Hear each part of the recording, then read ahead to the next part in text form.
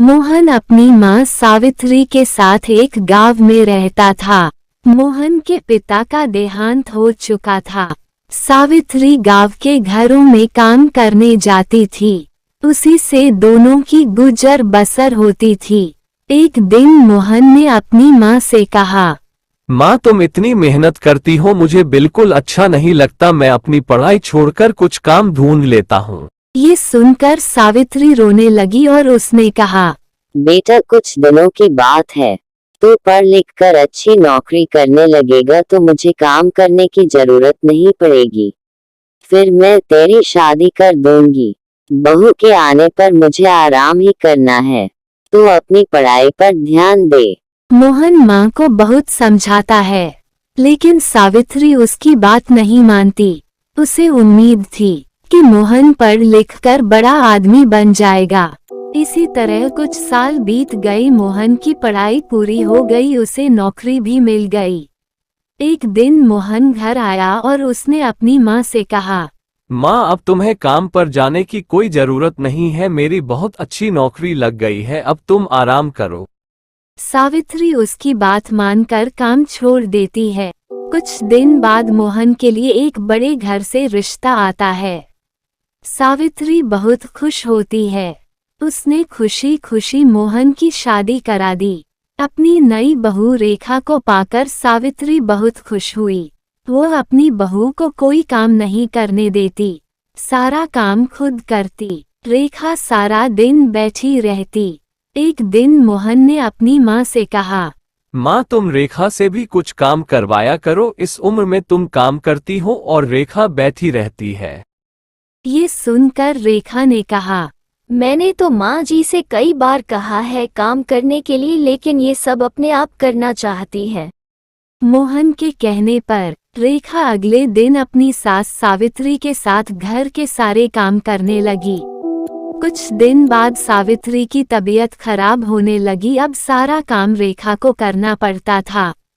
कुछ दिन बाद रेखा का स्वभाव बदलने लगा। वो अब अपनी सास से बात नहीं करती थी। एक दिन सावित्री ने पूछा, बहू, क्या बात है? तू मेरे से बात क्यों नहीं करती? तब रेखा ने कहा, आपको पता है मैं कितने बड़े घर से आई हूँ और कितनी पढ़ी लिखी हूँ। आप लोगों ने मुझे नौकरानी बना दिया है। ये सुनकर सावित्री ने कहा, बहू, कुछ दिन की बात है। मैं ठीक हो जाऊंगी, उसके बाद मैं सारा काम कर लूंगी। लेकिन अभी तो मैं बिस्तर से उठ भी नहीं पा रही हूँ। तब रेखा बोली, हो ये सब बहाने मैं खूब समझती हूँ। मैंने काम करना शुरू किया तो आपने सारा काम मेरे ऊपर डाल दिया। ये कहकर रेखा अपने कमरे में चली गई। उस दिन उसने खाना भी नहीं बनाया।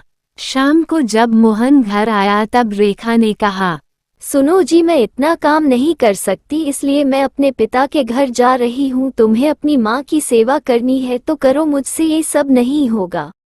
ये सुनकर मोहन गुस्से में बोला, मैंने शादी अपनी माँ को आराम देने के लिए की थी। अगर तुम घर का काम नहीं करोगी तो माँ इस बीमारी में कैसे काम करेगी?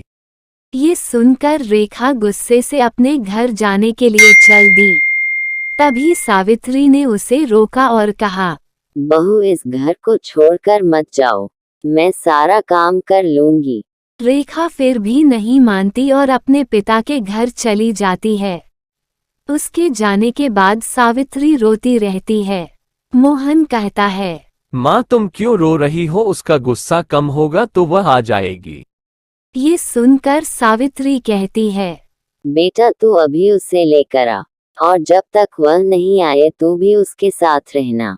मोहन कहता है, माँ, मैं तुम्हें इस हाल में छोड़कर कैसे जा सकता हूँ? लेकिन सावित्री कहती है, तुझे मेरी कसम नहीं तो मैं खाना पानी सब छोड़ दूंगी और मर जाऊंगी। सावित्री की जिद के आगे मोहन हार जाता है और रेखा को लेने उसके घर पहुंच जाता है। वह रेखा को बहुत मनाता है, लेकिन रेखा नहीं मानती। रेखा उससे कहती है, हम अलग घर लेकर रहते हैं, तुम अपनी माँ को हर महीने कुछ पैसे भेज देना। मोहन बेमन से उसकी बात मान लेता है और रेखा के साथ अलग मकान में रहने लगता है।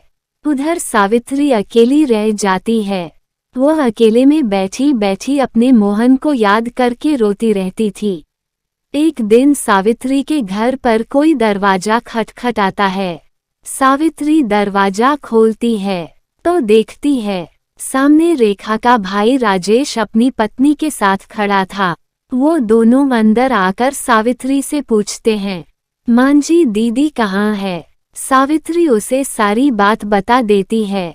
ये सुनकर राजेश कहता है, माँ जी मैं सोच भी नहीं सकता था मेरी बहन ऐसा करेगी। मैं तो अपनी पत्नी के साथ शहर में रहता हूँ।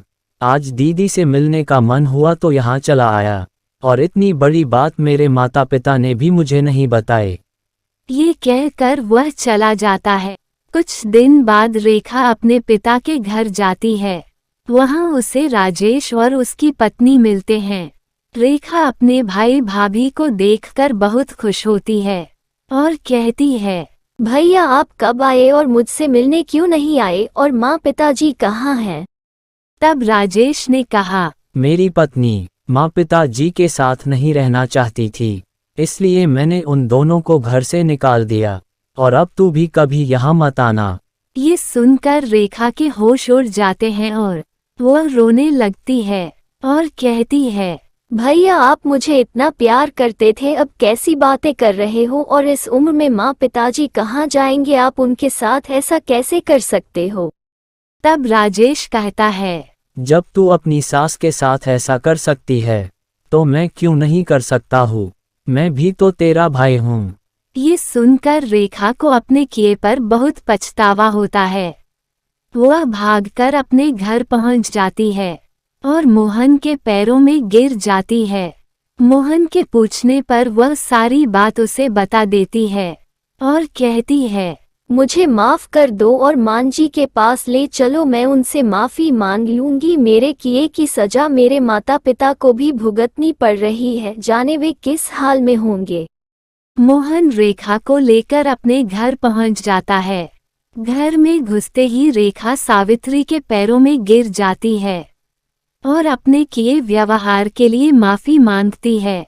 तभी दूसरे कमरे से राजेश अपनी पत्नी और माता पिता के साथ बाहर आता है।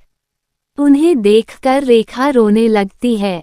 तब राजेश उसे बताता है, मैंने माता पिता को छुपा दिया था ताकि तुझे तेरी गलती का एहसास हो सके।